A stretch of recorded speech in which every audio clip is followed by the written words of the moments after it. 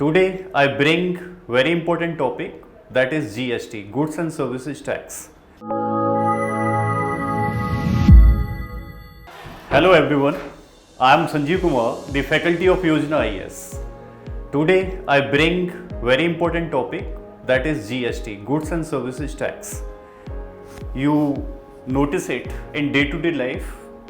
Whenever you consume a product, whenever you purchase a product, or whenever you sell a product, you need to pay GST. Means, suppose that on registered restaurant, if you are going for dine out, you are paying GST. If you purchase the shirt, jeans, pen, mobile, bike, car, anything, you need to pay the GST. So in 2017, when Government of India introduced this GST, then most of the indirect tax were subsumed under this GST. So GST is indirect tax, it is destination based tax, means it is imposed where the product is sold. Rather than product is produced, it is collected where the product is sold. So GST refers to Goods and Services Tax.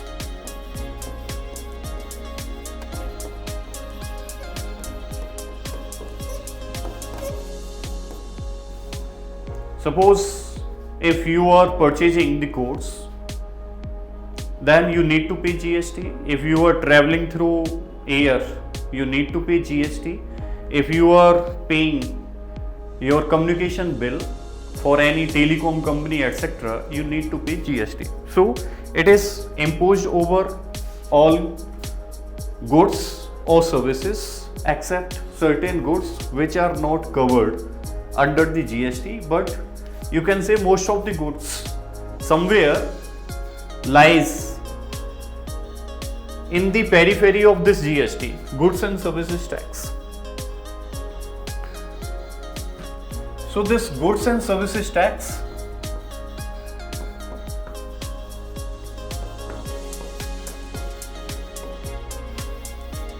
it is indirect tax,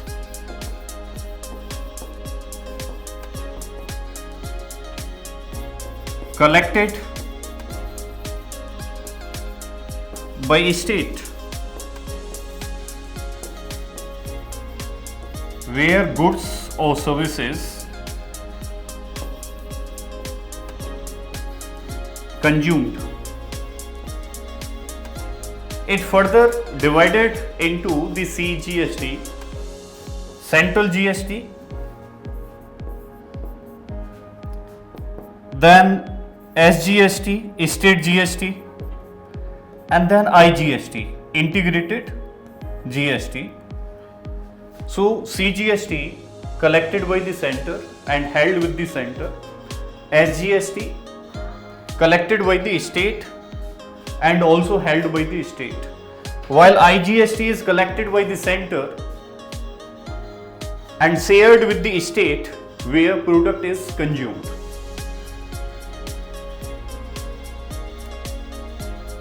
So before going into detail inside different types of GSTs, how we implement the GST, how to calculate GST, how it is imposed, and how it is different from value added tax or the sales tax that were imposed before this GST.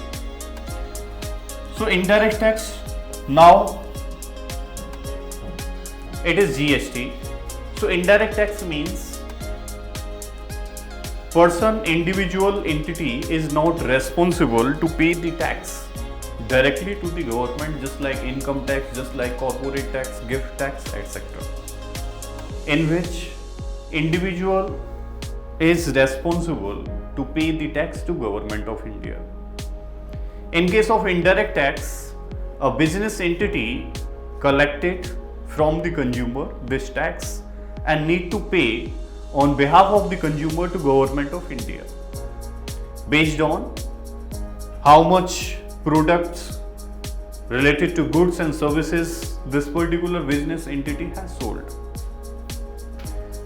So goods and services tax may be the intra-state, within a state, or inter-state, outside the state. So intra-state, here CGST, central GST and state GST, while it is IGST, which gets shared between center and state.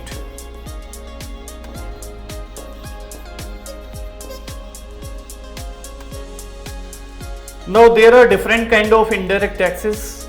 Some of them here we are discussing. So indirect tax collected by a business entity from the consumers and paid to the government. Now what does mean by value added tax?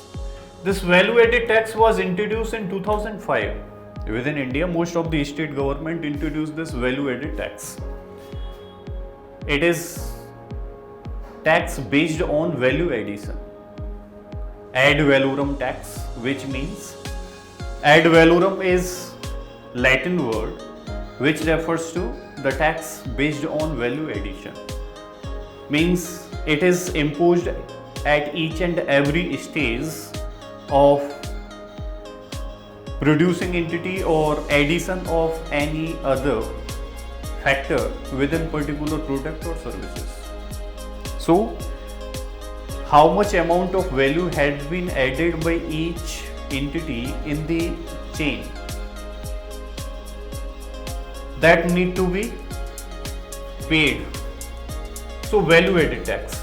This value added tax is very similar to your GST, or you can say the modified version of value added tax is imposed on GST. Suppose that if I purchase this pen worth rupees 500, now I modified it, polished it, and selling this pen in 600 rupees. So I added here 100 rupees as the value. So I need to pay only tax at 100 rupees as per law of the government. Central sales tax. Before 2005, the central sale tax was imposed. Technically, if we calculate central sales tax, VAT or GST, all need to be equal. So the central sales tax is imposed over sale of products. Sale of products, the central sales tax need to be imposed.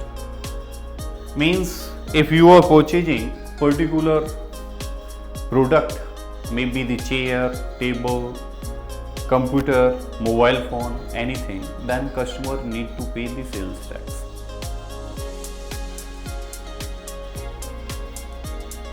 Now here, just have a look how sales tax works.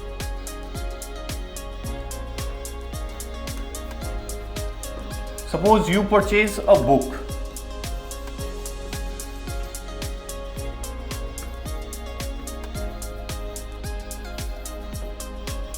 Worth rupees 100. You purchase a book worth rupees 100. Suppose sales tax is 10%. Then total cost you need to pay 100 plus 10% of cost of the product,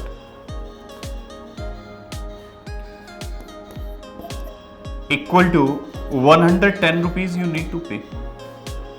110 rupees you need to pay. Similarly, if you purchase the suhi, suppose that if sales tax, you purchase a suhi,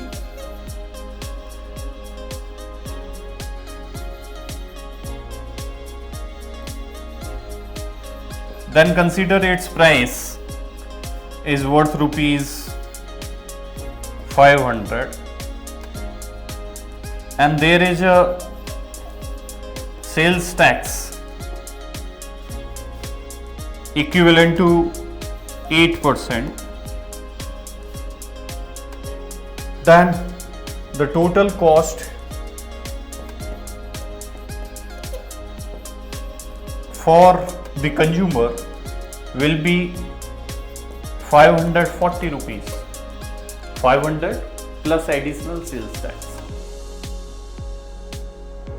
Now, what was the problem in the sales tax? Why we imposed value added tax? Why we adopted value added tax in 2005? Some of the countries like USA is still collecting sales tax. The problem in sales tax was with respect to cascading impact. So to remove the cascading impact,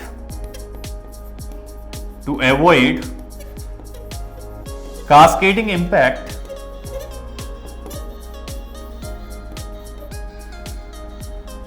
value added tax was introduced.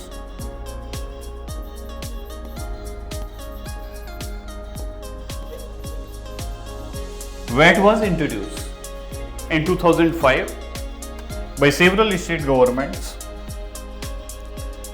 Now, how it creates cascading impact or cascading effects?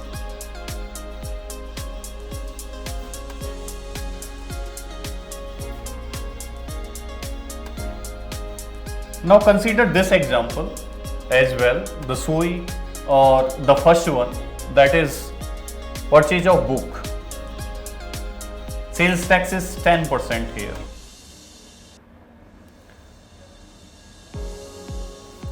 So total book cost is 110 rupees. Now suppose that this book need to be packed and transported. Then there is a additional charge. There is a local 1% tax. There is local 1% tax. And there is a fee of packaging and delivery.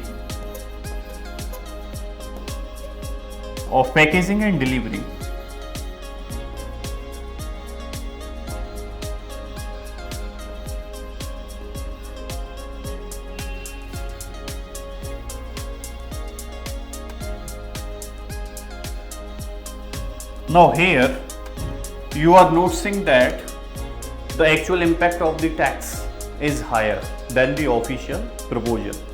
Means the effective sales tax is higher than the official sales tax. How? Now total cost of this book for individual will be 100 rupees as the cost price, then 10 rupees, 10% is the sales tax, then 1% is the local tax imposed by local authority, municipalities, panchayats, or octroi tax, means with respect to transition of this good in particular area. Suppose that 1% tax is local tax. Then additional fee of packaging and delivering charge is 2 rupees. So you can say the actual cost is 113 rupees. 113 rupees. So official proposed tax. Official tax here is just 10%.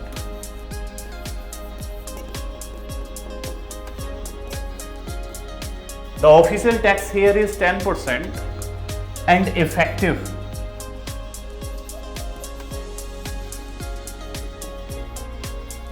tax is 113 rupees.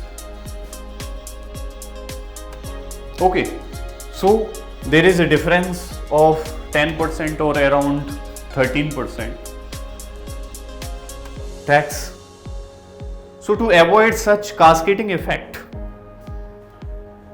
several state government proposes VAT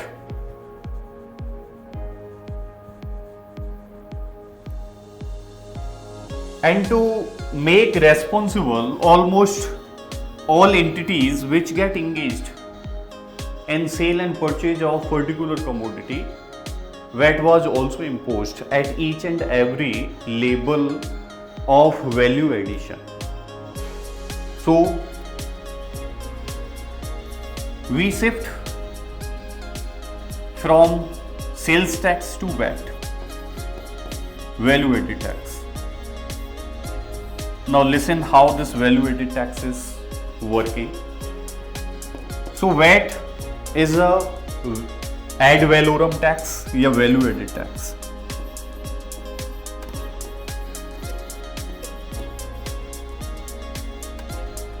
Imposed on each and every stage of value addition.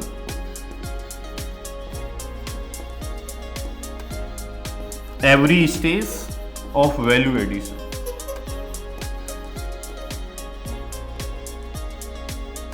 Now what does mean by value addition?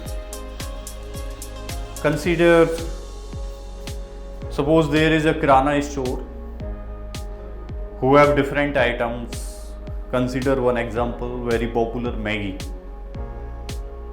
Suppose if kirana store is purchasing Maggi at cost rupees 10 in bulk and selling this Maggi at rupees 12.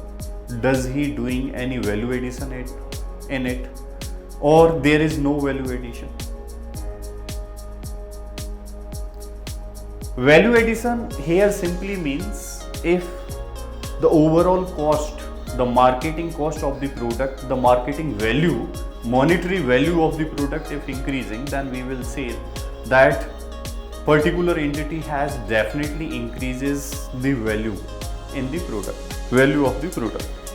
So in case of kirana store, if purchasing Maggi worth rupees 10 and selling it worth rupees 12, then 2 rupees is the value addition. Now consider here. Here consider, suppose wheat. A farmer is producing the wheat. Suppose 1 kg wheat worth rupees 30, 1 kg wheat farmer has produced. Now this farmer has sold the wheat to a baker. This farmer has sold the wheat to a baker, and this baker formed the bread out of it worth rupees, suppose that 50. Now this baker sold to another person, the senior baker or manufacturer or other business entity, and this business entity make it the cake out of it. It make the cake out of it and selling at worth rupees 100. Okay, selling at worth rupees 100. Then in such condition, each and every entity need to pay the tax. Now here, suppose that 10% is the sales tax, then you will say that the end consumer need to pay 110 rupees. That is ultimate tax, sales tax, final. Now in this case, farmer need to pay 10% VAT, value added tax, because consider here input cost is just negligible. Input cost is just negligible and farmer is adding value of worth rupees 30. So here VAT will be 10% means 3 rupees. Consider VAT is 10%. Okay. it decided by Government of India during the budget, during passage of annual financial statement, especially the finance bill. So finance bill are introduced or passed by the parliament for imposition of tax. VAT worth rupees 3 need to be paid by the farmer. Here the baker need to pay VAT equivalent to rupees 5. Here another baker need to pay tax VAT worth rupees 10. Now here, if you are noticing that each and every entity is paying, so this person is paying the highest tax and he is paying the minimum tax. Now here, input tax credit mechanism will work. Input tax credit mechanism will work. So technically he did value addition only of 20 rupees because he purchased the input of 30 rupees and only do value addition of here 20 rupees. He did value addition of 50 rupees because he purchased the bread worth rupees 50 and selling the cake at worth rupees 100. So input has been subtracted from the output. So now this will produce, this baker, the first baker will produce his purchasing receipts to Government of India, and Government of India need to reimburse this 3 rupees. So finally he need to pay only 5 minus 3 equivalent to 2 rupees. He need to pay only 2 rupees because 3 rupees will automatically credited into his account by Government of India when he will submit all the records with respect to his purchase. Now here, because he already paid 5 rupees as the tax on purchase, so he need to pay 10 minus 5 equivalent to only 5 rupees. Equivalent to 5 rupees. So in that way this value addition tax works. Similarly GST also works.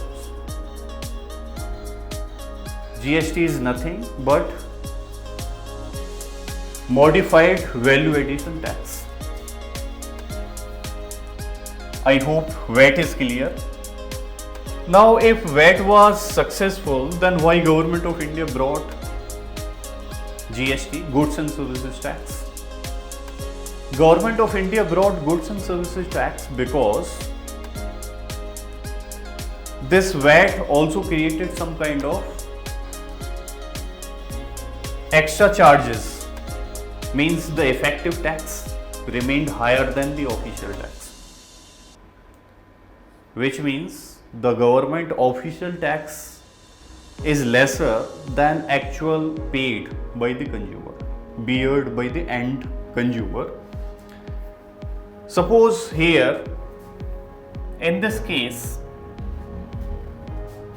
consider the central government excise duty is 5% and state government excise duty is 7%.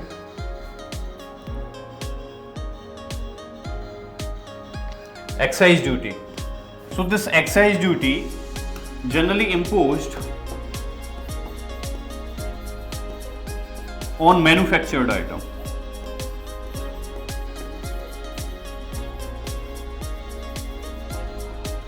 Now most of the items, manufactured items like electronic gadgets, cars, tools, machines, equipments, various food items, textile products, etc.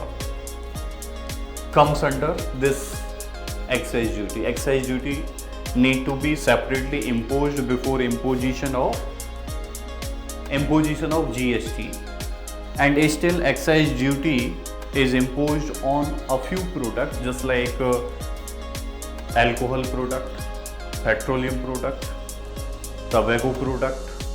Okay, so there are certain products which are not covered within the GST, still different excise duties are imposed. Now suppose here, if central government is imposing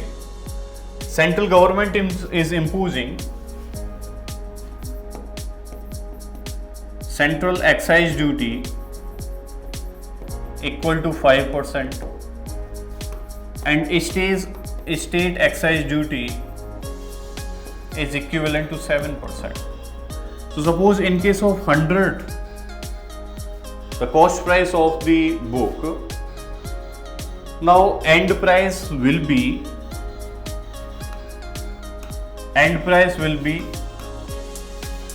after inclusion of central excise duty, there will be final price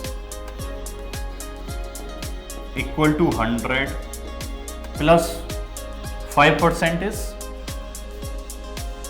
center's excise duty, so 5 rupees plus 7% state. So the price now is 105 of the product after imposition of central excise duty. From here onwards, if state excise duty will be imposed, then product price further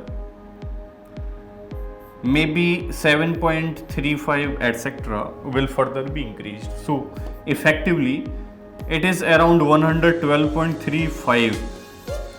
So you can say official tax is just 5%, 7%, but the effective tax is 12.35%. So still there is cascading effect. Tax on tax means more tax, more burden over the end consumer. So to avoid such problem, Government of India brought the GST.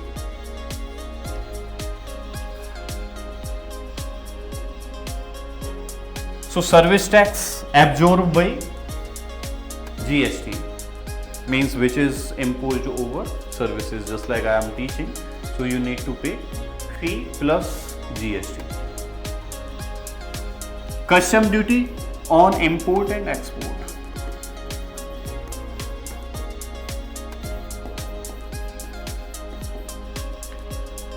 Custom duty we impose or central government impose on imported products. That's why you know that most of the imported product price remain higher than the domestic product because of more and more custom duties and transportation costs internationally, etc., etc. So custom duty, it is zero rated over the export. It is zero rated over the export, means there is no custom duty which finally need to be paid by the exporter, and this policy came into effect because to promote more and more export. India is import-led country. We import more and export less. So if we further impose the custom duty on the exported product items, then such items may become incompetent in the international market. Then there will be reduction in the demand internationally of such goods. So that's why Government of India, although officially collect the custom duty when these items that has been produced within India sold or exported to outside world, but towards end of the year, after submission of all transaction of record by all these traders, then these traders receive the amount of tax which deducted over the export into their account. So that get reimbursed into their account. Further, there are few more indirect taxes just like entertainment tax, You know, there are certain movies just like Kashmir Files, just like Kerala Story, etc. Some of these states ban, some of these states make it tax free. So, entertainment tax, which is also indirect tax, majorly imposed by the state government, mainly.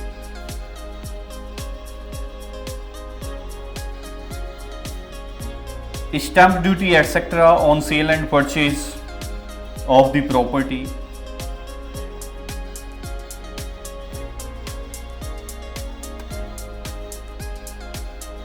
So now if we talk about the GST, then collection of GST is around 1.65 lakh crore, near about.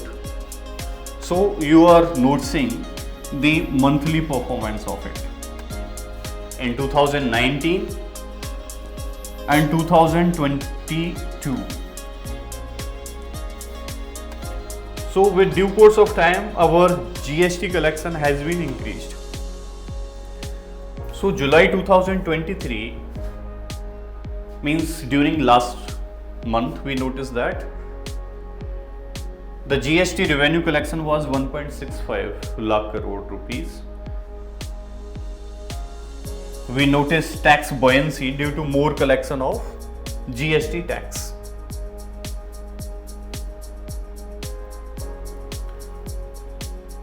Now, what are the items that has been exempted from this, and what are problems with respect to GST further? Has GST resolved all the concerns of cascading effects, or does it further created a few cascading effects? What are the benefits of GST? What are the problems in GST? So with respect to benefits of GST, we can say that Government of India, at the time of introduction when this bill, GST bill, was introduced in Parliament, then government's aim was to make India one market, one tax. Earlier, what used to happen that central government used to impose its own tax, and the state government used to own its own tax on different product in different ways. Okay, so though no uniformity in the tax. Further, more and more cascading effects which create the problems for the businessmen, for the common consumers, especially the poor person. So this GST has widened the basis further. The consumer states who finally bear all the expenditure over the product, etc., now are being benefited. Earlier, most of these producing states were used to get benefit because they had the right to collect tax. Tax get collected at the production house rather than selling house. Under GST, GST is destination based tax, means where the goods and services are being consumed, tax need to be paid by that consumer and need to be collected by that states. So in that way, GST reduces the confusion among different taxes which used to be imposed. It has absorbed most of the taxes in itself and simplified the tax system. Now GST collection is also being increasing continuously. Now what are the concerns of GST?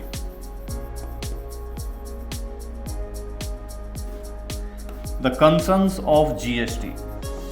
What are the problems of GST?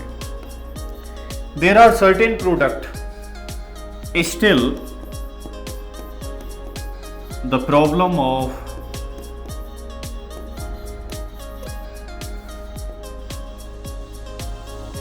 cascading effect,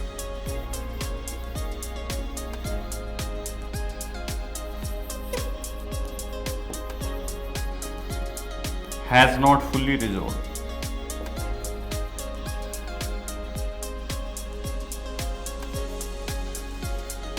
Still the cascading effect have not been resolved.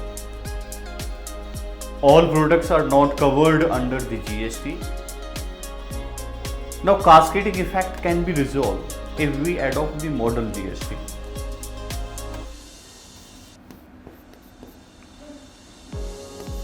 We have very multiple slabs.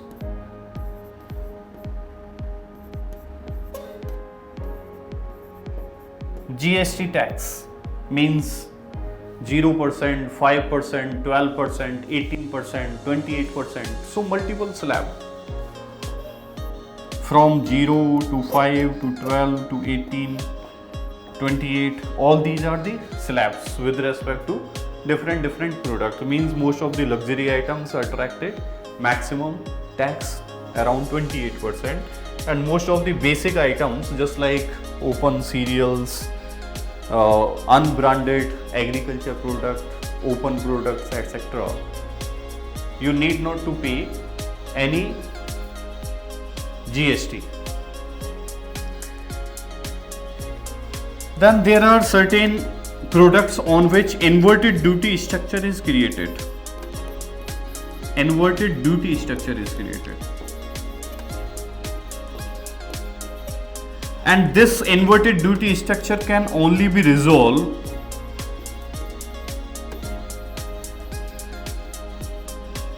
by model GST.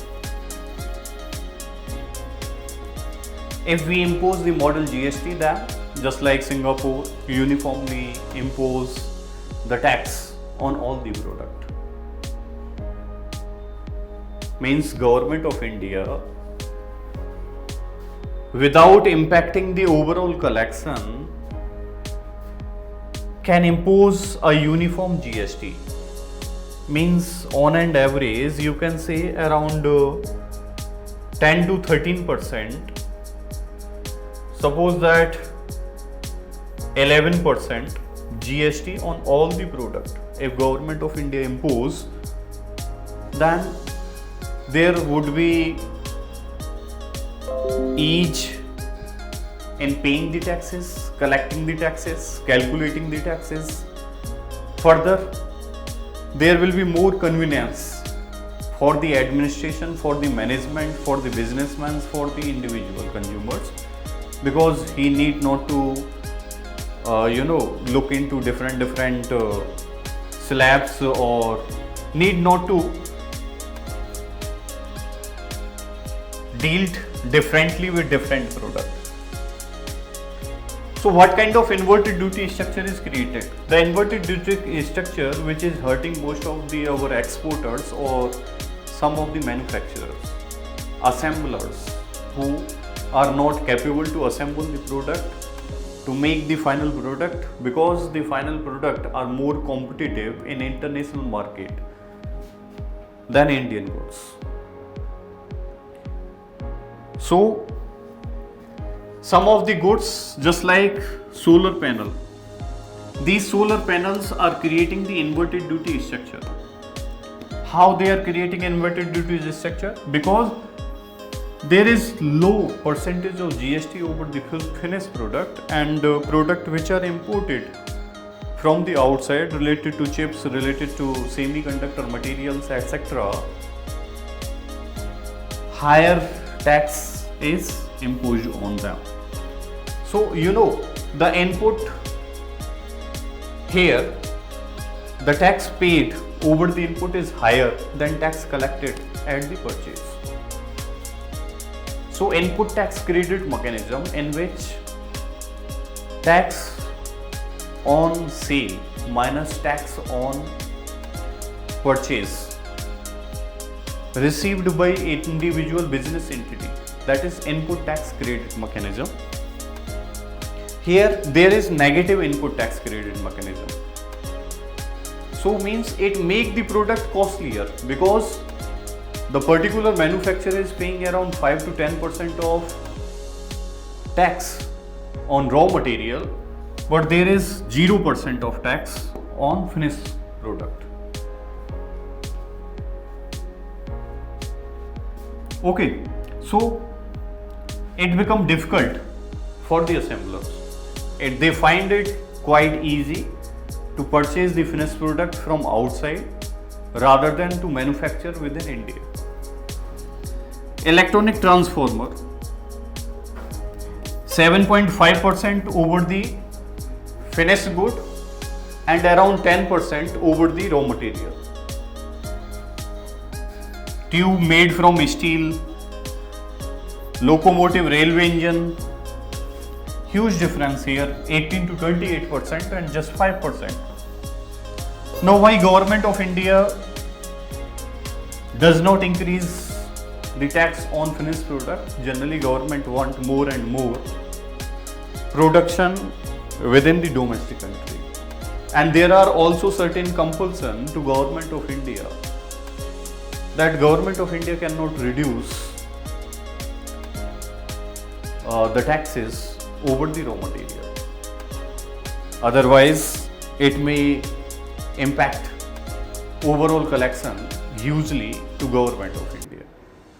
Further, there will be more flow of all such materials over which there will be less duty. So, some of the inverted duty structure in fertilizer, in footloose industries, in textile industries, etc., some of the steps have been taken by the government to create more uniform taxes with respect to raw material and finished product. Inverted duty structure is also highly realized by some of the farmers in Kerala who do business related to rubber, because on rough rubber raw material the tax is higher than the finished product, and they face lot of problem, especially during COVID time period when their rubber demand were greatly reduced, not only in India but across several countries. So there are several products. So you know, all unbranded products, milk, natural honey, egg, very primitive basic education services, not of coaching institute, etc. Coloring, kajar, jaggery, okay, prasad, curd, all such things. GST is not imposed over them, or if imposed, then GST is imposed on branded products. So we still need to resolve certain concern with respect to GST. Then another major impact of GST that we notice, that just after implementation of GST, unemployment increases. Why unemployment increases? Unemployment increases because some of the informal entity which do not have registrations find it very difficult to sell the product. Because under this input tax credit mechanism,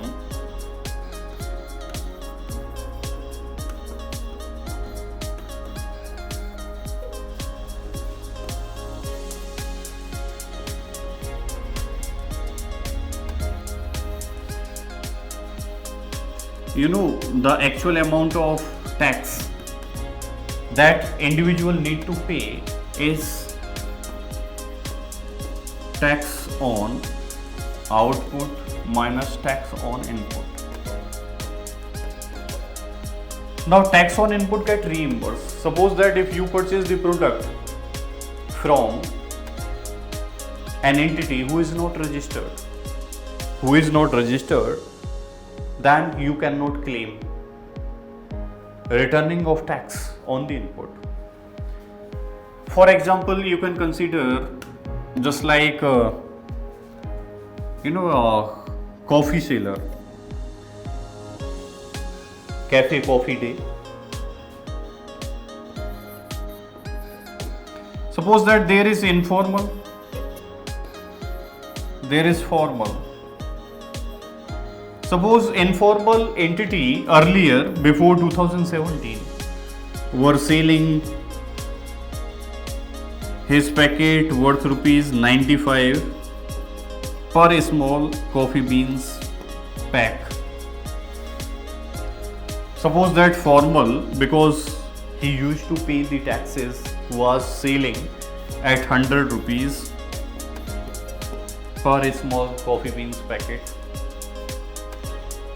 Now, obviously in the market, if any entity, informal entity, if selling it at lesser price, then it will be difficult, or it will be less interested by some of the businessmen, some of the coffee manufacturing entity,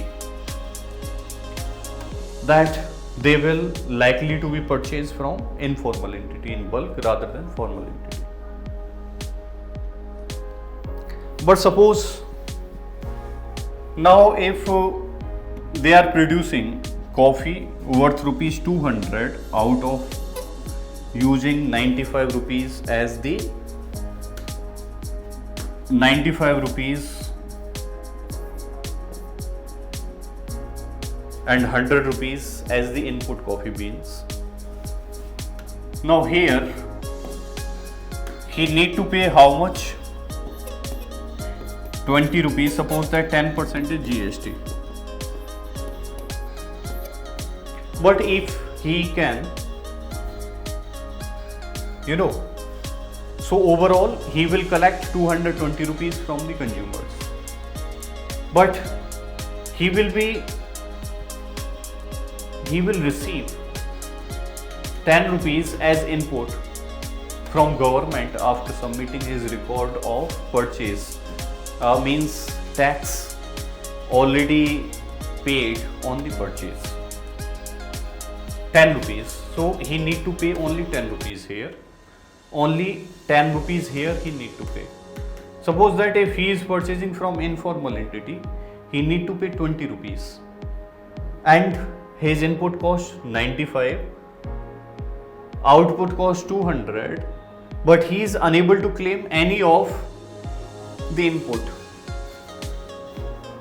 So suppose if he purchase from him, then he will lose 5 rupees here, because he unable to claim the input tax credit from the government. So that's why informal entity get closed. Now question arises, if one informal entity get closed, then how unemployment get created? Why not formal entity, all such unemployed person get shifted? So because of concept of economy of scale, means if there are two shops, if one shops get closed, then equal amount of employees cannot be kept, cannot be required at another shop. I simply mean that suppose that this is the coaching institute and near adjacent another coaching institute is also running. Then the number of staff members, suppose that 10 both the institute have. If one informal institute get closed, then some of the members may not be required. Suppose that whether I teach for 100 student and 150 student or 200 student, it may not matter. So number of faculties may not be increased, increased a little bit. Further, suppose office boy, 2 office boy, if in both the institute may not be required, by one institute 4 office boy. For that purpose, it may be possible that 3 office boy are sufficient to make the things arranged. So we discussed some of the concern related to GST. Now GST e-way bill. Suppose that if you are carrying certain products, your residential household belongings from Noida to Delhi or from one city to another city, you pay the transportation fee. Do you also need to pay the transportation tax, that is GST, through e-way bill? Suppose that if one entity, I am a businessman in Delhi, I purchase the product of rupees worth 1 crore from the Mumbai. related to some electronic items, should I need to pay tax on transportation services, transportation fee as well? So in that case, yes, we need to pay the tax to Government of India through the e-way bills. Now e-way bills need to be generated if for 10 kilometer distance, if any product need to be carried for more than 10 kilometer distance and more than worth rupees 50,000, more than worth rupees 50,000 if one business entity for commercial purpose carrying the goods, then such entity need to generate, means the transporting authority need to collect the taxes and generate e-way bill while he started journey. Just before starting his journey, he generate e-way bill. He may put in front of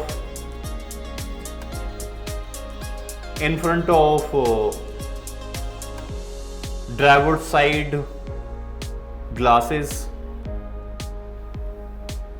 so that traffic police personnel and other authority get to know that this particular truck, loader, etc. carrying this particular type of items, etc. So e-way bill need to be generated. What e-way bill? E-way bill looks like this. This is an e-way bill. So it carries basic details like e-way bill number, like date, like generated by whom, valid from, valid till, IRN number, etc. etc. So it carries the details of the person who have purchased the product and from where it is being transported. It also have the time period. After that it can expire. So this cannot be further used for transportation of similar goods. So each and every year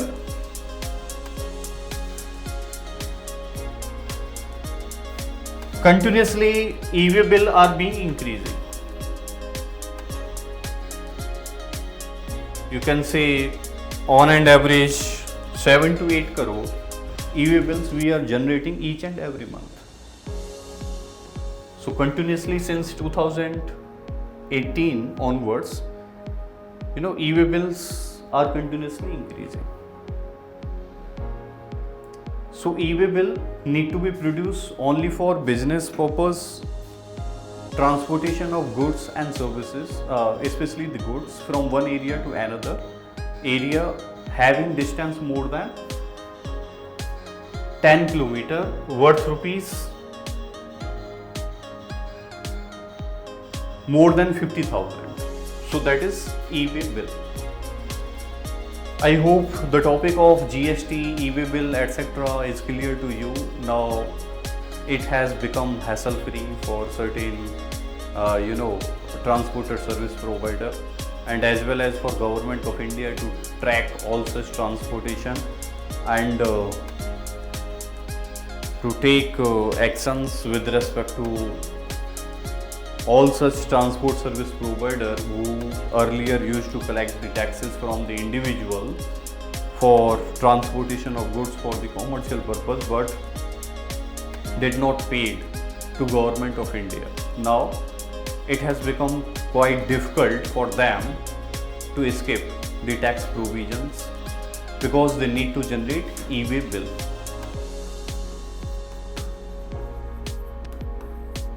And they need to carry it along with their vehicle, and this e-way bill need to be generated online. It can be tracked anywhere by the police authority. It also has reduction in human interface as well as it also has reduction in corruption activities. So here I am ending my discussion. Thank you very much for peacefully listening. See you in next lecture. Bye bye. Take care.